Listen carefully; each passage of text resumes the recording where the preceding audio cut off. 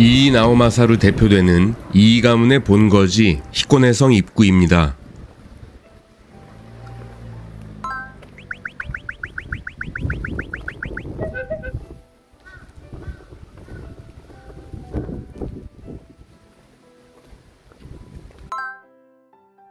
성터 안에 뜬금없이 학교 건물이 보이는데요. 히코네 히가시 고등학교입니다.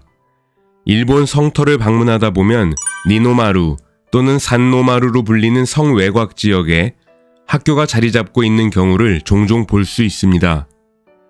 에도시대 당시 일본 전역의 번에는 사무라이, 즉 번사의 자제들을 교육시키기 위한 기관이 설치되어 있기도 했는데요. 이를 번교라고 불렀습니다. 에도시대가 끝나고 메이지 시대가 시작되면서 번교는 폐지되었지만 번교 위치에 근대식 학교가 들어서다 보니 성터와 학교가 공존하는 독특한 환경이 조성된 것이죠. 일본 특유의 감성을 가진 애니메이션, 영화, 문학작품 등이 지속적으로 만들어질 수 있는 원천 중 하나가 생활 속에서 역사를 접하며 사춘기를 보내는 많은 학생들의 성장 환경에 기인하지 않을까라는 생각을 해봤습니다.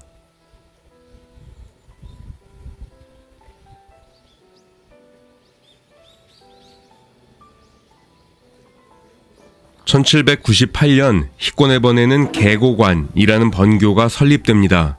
이 번교는 홍도관, 문무관으로 개명하면서 지속되어 오다가 메이지 5년인 1872년 폐지되었고 1876년에 근대식 학교가 설립되어 지금의 히코네 히가시 고등학교에 이르고 있습니다.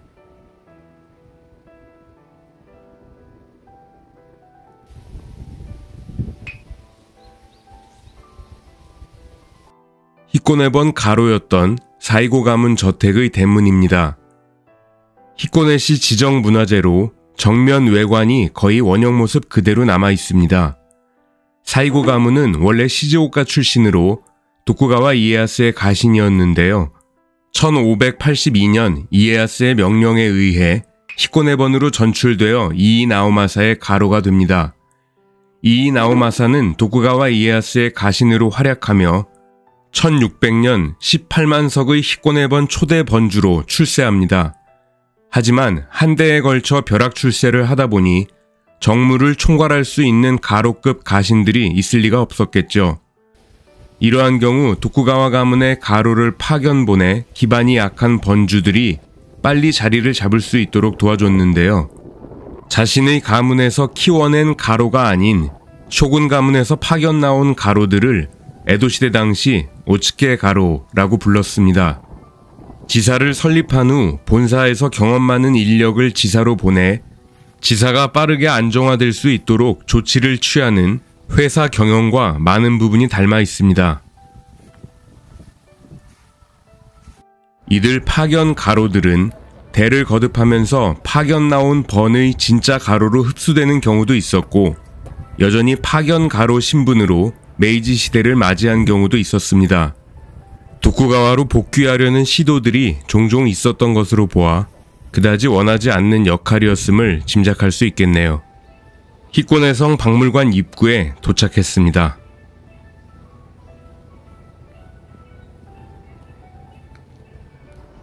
들어가 보도록 하겠습니다. 정문 입구 쪽에서 노보리 이시가키로 불리는 석축이 보이는데요. 일본 전국에서도 너덧 군데의 성터에서밖에 볼 수 없는 진귀한 구조라고 합니다. 산 중턱에서 천수까지 능선을 타고 올라가는 동선에 맞추어 이시가키가 건설되어 있습니다.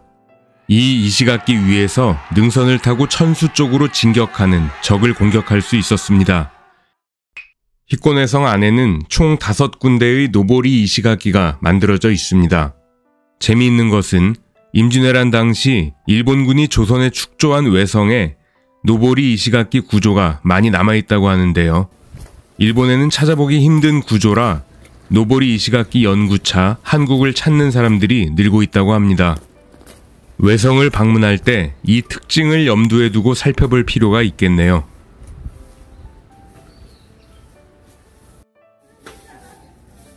이 가문에 전해져 온 도검 및 미술 공예품 수는 상당했다고 하는데요. 1923년 관동 대지진 당시 도쿄의 이 가문 본가에 보관되어 있던 대다수의 보물들이 파손되고 맙니다. 하지만 화재 등의 지진 피해로 일그러진 도검 334점이 여전히 전해지고 있습니다. 히코네본 11대 번주 이이 나오나카의 갑주가 전시되어 있습니다. 아카조나에로 불리는 이 가문의 전형적인 붉은색 갑옷이죠. 원래 붉은색 갑옷의 원조는 다케다 가문의 오부 도라마사로 알려져 있습니다. 다케다가 멸망한 후 도쿠가와가 고용한 구 다케다 가신들의 상당수가 이이 나오마사 배하에 배치되면서 다케다 가문의 아카조나에를 이이 나오마사가 물려받았다고 하죠. 히코네 박물관은 5대 번주, 14대 번주의 갑주를 제외하고는 모든 번주와 그 자손들의 갑주 25점을 소장하고 있는데요. 투구에 황금뿔이 달린 모습이 이이 가문 가부토의 전형적인 형태입니다. 하지만 초대 번주 이이 나오마사가 세키가하라 전투에서 착용했던 것으로 알려진 갑주는 황금뿔이 달려있지 않습니다. 실전을 염두에 둔 갑주이기 때문인지 화려하게 보이기 위한 장식이 거의 달려있지 않은 특징을 보여주고 있습니다. 황금뿔 투구는 2대 번주 이이 나오타카 때부터 본격적으로 출현하기 시작한 것으로 보입니다.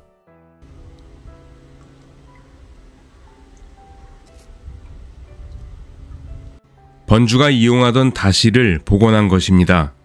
히코네본 번주들은 이곳에서 차를 마시며 무슨 생각을 했을까요? 대부분 에도에서 태어났으니 아마 고향인 에도에 빨리 돌아가고 싶다는 생각을 했을 것입니다.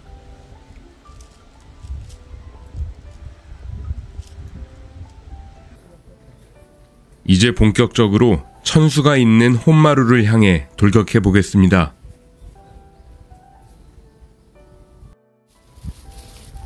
계단의 폭과 높이가 제각각입니다.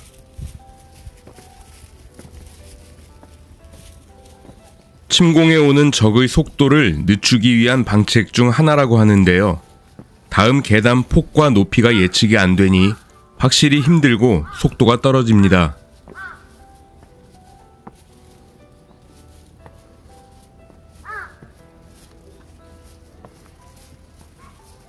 텐빈 야구라로 불리는 망루가 보이기 시작합니다. 대칭형으로 생긴 망루인데요. 화면 각도상 보이지는 않지만 맞은편에 동일한 모양의 망루가 축조되어 있습니다. 실전이었다면 숨고를 새도 없이 쏟아지는 조총 세례를 견디며 전진해야 했겠죠. 저 다리를 건너 망루를 통과해야 천수에 한 단계 다가갈 수 있는데요. 다리를 건너기 위해서는 직진 후 좌회전, 그리고 유턴의 과정을 거쳐야만 합니다.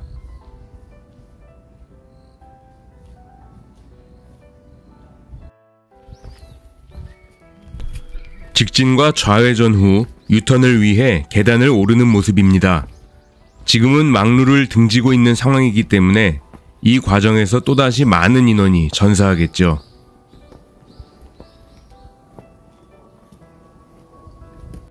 유턴 후 정면 돌파입니다. 다리폭이 좁아지네요. 이 지점에서 살아남을 자신은 별로 없어 보입니다.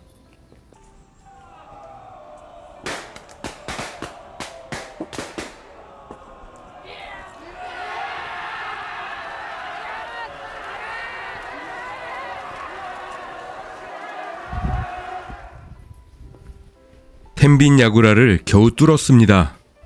그런데 또다시 계단입니다. 천수는 보이지도 않습니다.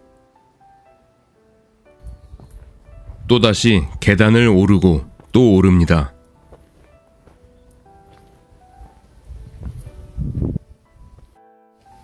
드디어 천수가 보입니다. 공략이 눈앞에 다가왔네요. 하지만 우측에 다이꼬몬 야구라라는 망루가 대기하고 있습니다.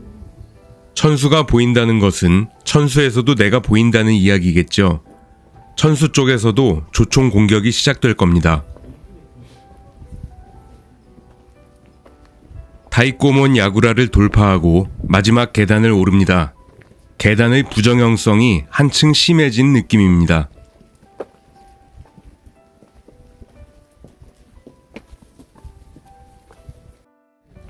드디어 천수에 다다랐네요. 실전이라고 생각하니 정말 아찔한 여정이었습니다.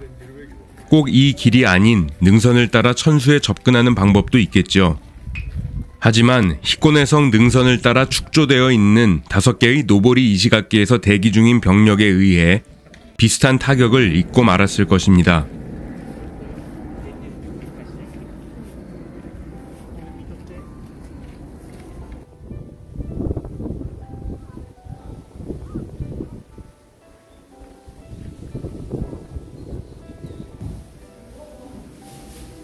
에도시대 때의 천수 모습을 간직한 성이 일본에 몇 개 남아있지 않은데요. 히코네 성은 그중 하나입니다.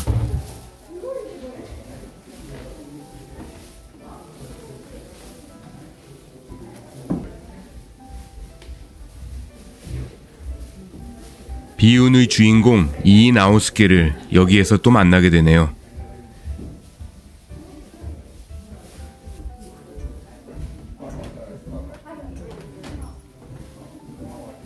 신발은 비닐에 담아 들고 다니며 급경사의 계단을 오르내려야 합니다.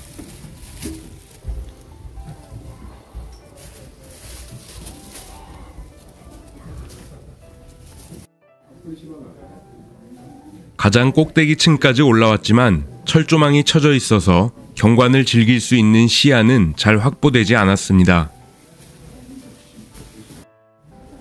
저 멀리 비와 호수가 보이네요. 마치 바다 같죠?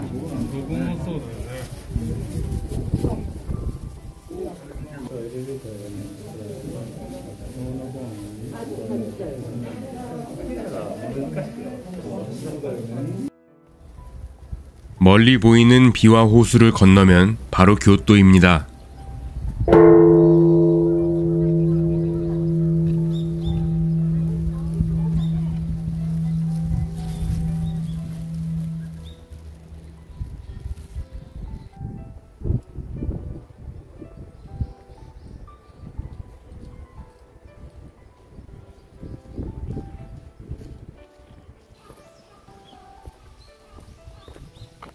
들어올 때와는 다른 오호테몬 방면 계단을 이용해 히코네 성을 빠져나왔습니다.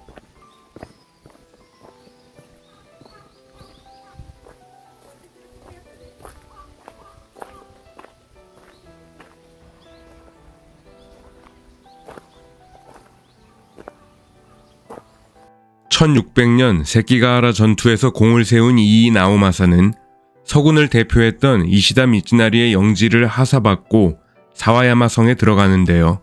사와야마 성은 산성으로 교통이 불편하고 바뀐 전쟁 양상에 대비하기에는 부족한 부분이 많았기 때문에 이이나오마사는 새로운 성 축조를 계획합니다. 하지만 세키가하라에서 입은 부상 때문인지 1602년 이이나오마사는 세상을 떠났고 이후 막부의 명령에 의해 12명의 다이묘들이 새로운 성 축조를 분담해 진행함으로써 지금의 히코네 성이 만들어지기 시작한 것입니다.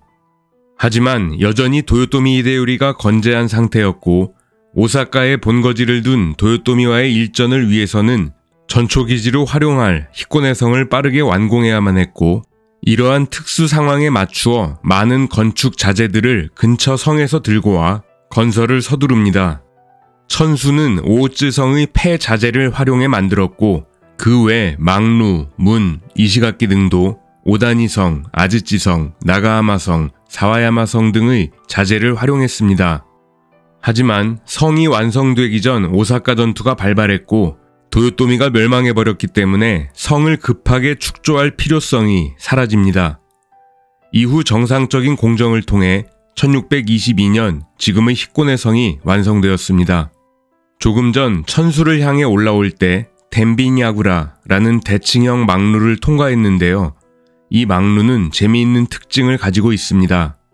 역사가 오래된 만큼 이시가키 수리공사를 할 때마다 당시 최신 공법을 사용하다 보니 총 4가지 공법이 섞여 있는 재미있는 이시가키 모양이 되고 말았는데요.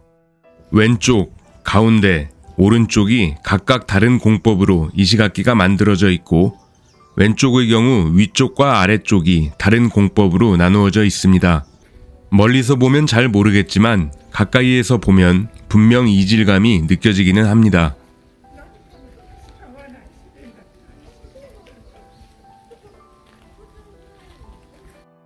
희꼬네성 스케치는 여기까지입니다. 시가현까지 와서 일본 최대 면적의 저수량을 자랑하는 비와 호수를 안 보고 갈 수는 없겠죠. 바다인지 호수인지 구분이 잘 안 갑니다. 카메라를 고정시키기 어려울 정도로 엄청난 바람이 불었는데요.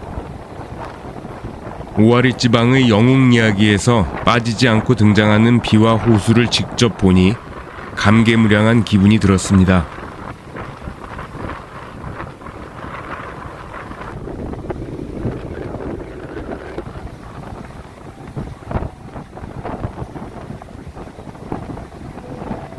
오늘 이야기는 여기까지입니다. 시청해주신 여러분 감사드립니다.